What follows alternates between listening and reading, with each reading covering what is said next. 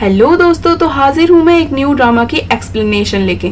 तो अगर आपको इस ड्रामे की एक्सप्लेनेशन अच्छी लगे तो प्लीज वीडियो को लाइक कर दीजिएगा और चैनल को सब्सक्राइब कर दीजिएगा, जिससे आपको ऐसी ही इंटरेस्टिंग वीडियोस के नोटिफिकेशन मिलते रहेंगे। तो इसी के साथ अब एक्सप्लेनेशन स्टार्ट करते हैं। ड्रामे की शुरुआत के साथ हमें दिखाया जाता है हमारी मेन लीड एक्ट्रेस यू शिंग को, जिसे अभी अभी उसका लैंडलॉर्ड धक्के मार के उसे घर से बाहर निकाल देता है क्योंकि उसने काफी समय से रेंट पे नहीं किया था। ये दूसरी बार होता है जब उसे धक्के मार के घर से निकाला गया है क्योंकि वो रेंट पे नहीं कर पा रही थी। वो ये सब सोच के काफी दुखी हो रही होती है कि तभी उसका लैंडलॉर्ड बचा हुआ एक आखिरी सामान भी उसकी तरफ फेंकता है और तभी वहाँ पे बारिश भी स्टार्ट हो जाती है। तो युनशी उसी का यूज करके बारिश से बचने की कोशिश करती है क्योंकि बेचारी के पास छाता भी नहीं होता और इतना सब कुछ होने के बावजूद वो कहती है कि कम से कम मेरे पास ये तो है। फिर नेक्स्ट सीन में हमें दिखाया जाता है हमारे मेन लीड एक्ट्रेस को, जिसका नाम युआन है और जो कि यू शिन का बॉस भी है। तो यहाँ पे हमें बताया जाता है कि ये क्लीननेस और हाइजीन को लेके काफी ज्यादा ऑब्सेसिव होता है। फिर हमें दिखाया जाता है कि युवान युनशी को 2 कप कॉफी लाने के लिए कहता है रूफटॉप पे। फिर हमें डायरेक्ट रूफटॉप का सीन दिखाया जाता है जहाँ पे युवान अपने फ्रेंड से मिलने के लिए जाता है। वो यहाँ पे अपने फ्रेंड के साथ कुछ बातें कर रहा होता है कि तभी वहाँ पे युनशी पहुंच जाती है। वो इन दोनों ही लड़कों को काफी क्लोज बैठा देखती है तो वो उन दोनों से सॉरी कहती है और बिना कॉफी दिए ही वहाँ से चली जाती है। फिर अपनी डेस्क पे वापस आके वो सोचती है कि आज उसने एक ऐसी सिचुएशन में अपने बॉस को देखा है, कहीं कल तक उसे रेजिग्नेशन लेटर ना मिल जाए। फिर तभी युनशी के पास एक कॉल आता है और वो उसे बताता है कि मैं तुम्हारी आंटी का लॉयर बोल रहा हूँ, तुम्हारी आंटी का एक हाउस पड़ा हुआ है और तुम उसे आके चेक कर सकती है। युनशी ये सुन के काफी ज्यादा खुश हो जाती है और काफी शॉक्ड भी होती है। फिर वो रात होते ही सारा सामान लेके उस घर को चेक करने जाती है और जैसे ही वो डोर ओपन करती है तो एक आलीशान बंगले को अपने सामने देखती है। उसे विश्वास नहीं होता है कि उसकी आंटी उसके लिए इतना अच्छा बंगला छोड़ के गई है कि तभी उसकी नजर उसके बॉस पे पड़ती है और उसकी सारी खुशियां गम में बदल जाती हैं क्योंकि असल में ये घर उसकी आंटी का नहीं बल्कि उसके बॉस युवान का होता है और वो गलती से और जल्दबाजी के कारण इस घर में एंटर कर गई थी। तो यहाँ पे उसका बॉस उससे पूछता है कि आखिर वो अंदर कैसे आई। तो युनशी उसे बताती है कि मेरा बर्थडे आपका पासवर्ड है। तो उसका बॉस काफी अनोइंग वे में उसे देखता है और उसे कहता है कि बगल वाला घर तुम्हारा है, ये वाला नहीं। तो फिर वो अपना सामान लेके रिटर्न अपनी आंटी के घर पहुंच जाती है जो कि काफी छोटा होता है और वो सोचती है कि क्या वो फाइनली रिच नहीं हो सकती थी। और फिर यहाँ पे वो खुद से कहती है कि जब से मेरे फादर का एक्सीडेंट हुआ है तब से मेरी लाइफ काफी ज्यादा मिसरेबल हो गई है। और ये कहने की देर थी कि तभी वहाँ पे लाइट गोल हो जाती है। फिर हमें नेक्स्ट डे का सीन दिखाया जाता है जहाँ पे एक लेडी उसे इस घर का टैक्स पे करने के लिए कहती है। तो युनशी जब उस बिल को चेक करती है तो वो काफी ज्यादा होता है और उसके पास अभी इतने पैसे नहीं होते। तो वो यहाँ पे डिस्काउंट के लिए पूछती है तो वो लेडी उससे कहती है कि इन चीजों में डिस्काउंट कहाँ होता है। कि तभी वो अपने बॉस को जॉगिंग से वापस आता देखती है और उसका बॉस ये सब कुछ सुन रहा होता है। तो वो अपने बॉस से कहती है कि प्लीज मुझे कुछ पैसे उधार दे दो, पर ये सुनते ही वो वहाँ से भाग जाता है। फिर आगे हमें दिखाया जाता है कि वो अपने लिए कुछ नूडल्स मंगवाती है जो कि चीप क्वालिटी के होते हैं क्योंकि उसके पास सिर्फ 100 यॉन बचे थे और उसे नेक्स्ट सैलरी मिलने के लिए अभी टाइम था। और वहीं दूसरी ओर हमें युवान को दिखाया जाता है जो अपना ब्रेकफास्ट रेडी कर रहा होता है और तभी उसे काफी अजीब सी स्मेल आती है। तो वो युनशी के घर पे पहुंचता है इसकी कंप्लेन लेके और उसे लाउड म्यूजिक बजाने से भी मना करता है। फिर इसके बाद वो अपने घर में वापस आके लिविंग रूम में बैठता है जहाँ पे उसे युनशी का एक रबर बैंड मिलता है और वो उसे रिटर्न करने के लिए उसके घर पे पहुंचता है जहाँ पे वो उसे अपनी बुराई करते हुए सुनता है। एक्चुअली में युनशी अपनी फ्रेंड से बता रही होती है कि वो अपने बॉस के बाजू वाले घर में फंस गई है और वो उसे बार बार कंप्लेन करने आ रहा है। फिर आगे हम देखते हैं कि वो एक स्टोर में जाती है जहाँ पे वो युवान से मिलती है। तो युनशी अपनी पेमेंट करने की कोशिश करती है पर उसके पास इनफ बैलेंस नहीं होता, तो युवान उसके लिए पे कर देता है। फिर हमें ऑफिस का सीन दिखाया जाता है जहाँ पे युवान लिफ्ट में होता है और तभी वहाँ पे युनशी पहुंच जाती है और युवान को उसकी नूडल्स की महक उसके कपड़े से भी आ रही होती है। तो वो सोचती है कि मैंने तो कपड़े चेंज किए थे, क्या अभी भी इसे स्मेल आ रही है। और फिर वो अपने बॉस से कहती है कि आप लिफ्ट से चली जाइए, मैंने अभी अभी नूडल्स खाए हैं तो मुझे स्टेयर्स यूज करनी चाहिए। फिर हमें नेक्स्ट सीन में दिखाया जाता है कि युनशी अपनी डेस्क पे काफी उदास बैठी हुई होती है और उसकी फ्रेंड उसे बताती कि बॉस कुछ लोगों को जल्द ही फायर करने वाले हैं और उस लिस्ट में हमारा नाम भी। तो ये सुनने के बाद वो अपनी जॉब को बचाने के लिए बॉस के घर पहुंच जाती है उनसे रिक्वेस्ट करने के लिए कि वो उसे जॉब से ना निकाले। पर यहाँ पे वो अपने बॉस को कार्टून नाइट सूट में देखती है और उसकी जल्दी जल्दी पिक खींच लेती है। युवान उसे रोकने की कोशिश करता है पर इससे पहले ही वो भाग जाती है। फिर हमें नेक्स्ट डे का सीन दिखाया जाता है जहाँ पे युनशी अपने ऑफिस में काम कर रही होती है और तभी उसे बॉस का मैसेज आता है जो कि उसे रूफ टॉप पे बुलाता है और युनची अपना ईवल प्लान लेके उसके पास पहुंच जाती है। और यहाँ पे युवान उससे कहता है कि तुम कल रात की फोटोज डिलीट कर दो और इसके बदले में मैं तुम्हें अपने नेबर के रूप में एक्सेप्ट कर लूँ। तो इस पे युनची उससे कहती है कि आप एक्सेप्ट करो चाहे ना करो, वो घर मेरा है तो मैं वहाँ से कहीं नहीं जाने वाली। तो युवान उसे पूछता है कि तुम बदले में क्या चाहती हो। तो युनची उसे लिस्ट देती है और उसे कहती है कि हमें एक अच्छे नेबर्स की तरह रहना चाहिए, जिसमें लिखा होता है कि जब भी वो एक दूसरे को देखेंगे तो एक दूसरे को हाय तो जरूर कहा करेंगे और वो अपने फेवरेट नूडल्स वीक में एक बार खाएगी चाहे युवान को प्रॉब्लम ही क्यों ना हो।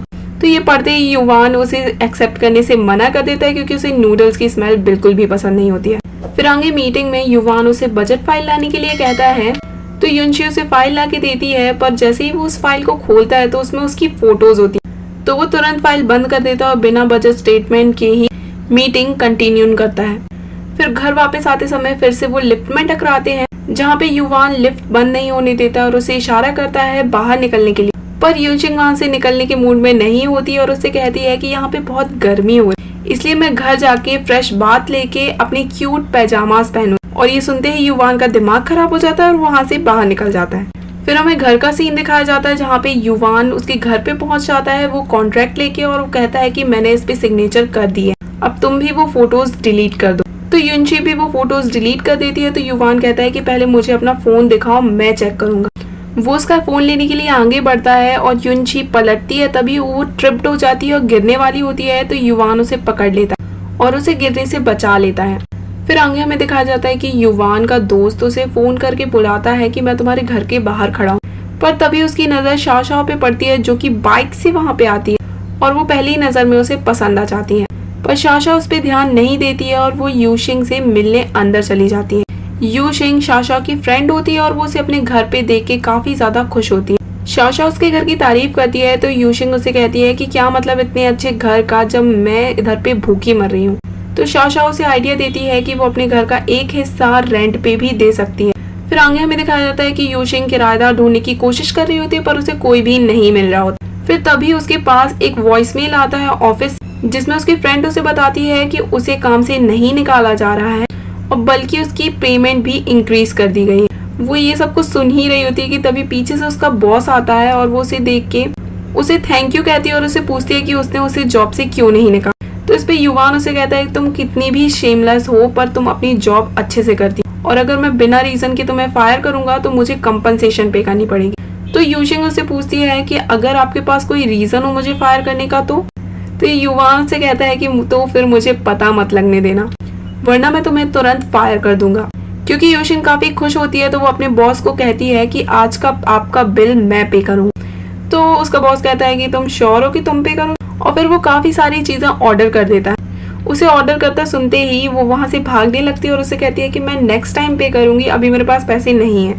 उसके जाने के बाद हमें युवान को दिखाया जाता है जो कि मुस्कुरा रहा होता है और वहाँ पे हमें एक लेडी को भी दिखाया जाता है जो कि उन दोनों को देख रही होती है। और फिर उस लेडी के पास एक कॉल आता है जिसमें उसे बताया जाता है कि यूशिंग ने वो घर एक्सेप्ट कर लिया है और आप जैसा कहोगी आगे भी वैसा ही होगा। अब ये लेडी कौन है और इसका यूशिंग से क्या लेना देना है, इसके बारे में हमें आगे के एपिसोड्स में पता चल जाएगा। फिर हमें रात का सीन दिखाया जाता है जहाँ पे यूशिंग काफी ज्यादा हार्डवर्क कर रही होती है और तभी युवान वहाँ पे उसे देखता है और उसे घर जाने के लिए कहता है। तो यूशिंग नोटिस करती है कि उसे काफी ज्यादा कोल्ड है और उसे दवाई लेने के लिए कहती है, पर युवान उससे पहले ही वहाँ से निकल चुका होता है। फिर आगे हमें दिखाया जाता है कि युनची कुछ मेडिसिन और जिंजर टी लेके युवान के घर पहुँचती है और उसे मेडिसिन लेने के लिए कहती है और जिंजर टी को गैस पे रख देती है और उसे कहती है कि 3 मिनट बाद इसे उतार लेना।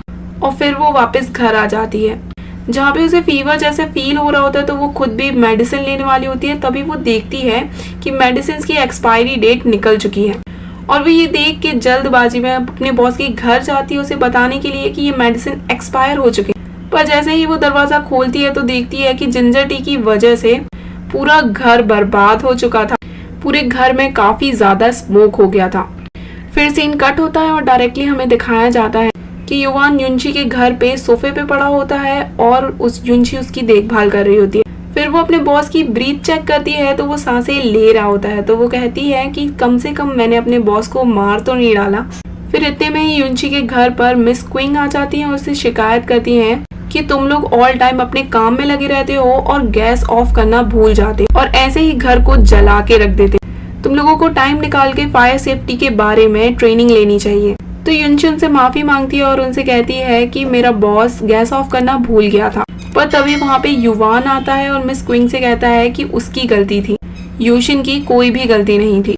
तो मिस क्विंग उससे पूछती है कि तुम इसके घर में क्या कर रहे हो। तो यूशिन उन्हें बताती है कि एक्चुअली में ये मेरे बॉस हैं। पर इतने में युवान उसे बीच में टोकते हुए कहता है कि हाँ, एक्सटर्नली मैं इसका बॉस हूँ पर इंटरनली मैं इसका बॉयफ्रेंड हूँ और ये मेरी गर्लफ्रेंड। ये सुनने के बाद आंटी वहाँ से चली जाती है और यूशिंग बॉस से पूछती है कि आखिर आपने ऐसा क्यों कहा। तो वो उसे कहता है कि अगर मैं ऐसा नहीं कहता तो वो आधे घंटे और लेक्चर देती तुमको। फिर युवान वापस अंदर जाने लगता है तो फुल्ली अपने सेंसेस में आता है और वो देखता है कि वो यूशिंग के घर पे, और वो उससे पूछता है कि मैं यहाँ पे क्या कर रहा हूँ। तो यूशिंग उससे कहती है कि तुम्हारा घर जल चुका है इसलिए मैं तुम्हें यहाँ पे लेके आई। तो युवान उससे कहता है तो अब मैं कहाँ पे सोऊं। तो वो उससे कहती है कि तुम आज के लिए इस सोफे पे काम चला लो।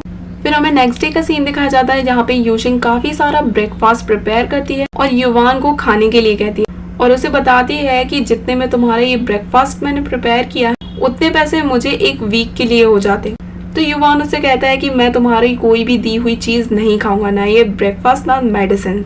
क्या भरोसा तुम्हारा तुमने इसमें जहर मिला दिया हो। तो यूशिंग उसे कहती है कि मैंने ऐसा कुछ भी नहीं किया है, मैंने इसे अभी खरीद के लेके आई।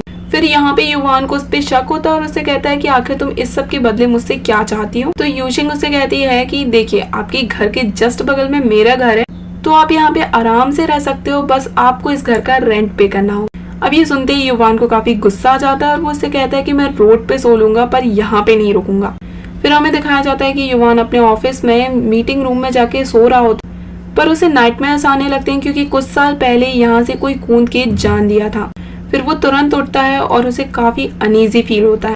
और वहीं दूसरी ओर हमें यूशिंग को दिखाया जाता है जो कि अपने लिए अभी भी एक किराएदार ढूंढ रही होती है और तभी वहाँ पे उसका बॉस पहुंच जाता है और उसे कहता है कि वो यहाँ पे रहने के लिए तैयार है। युवान इस वक्त काफी एक खराब हालत में होता है और जैसे ही अंदर आने की कोशिश करता है तो वो गिरते गिरते बचता है क्योंकि यूशिंग उसे संभाल लेती है। और इसी के साथ ये पार्ट यहीं पे एंड होता है। So see you guys in the next part.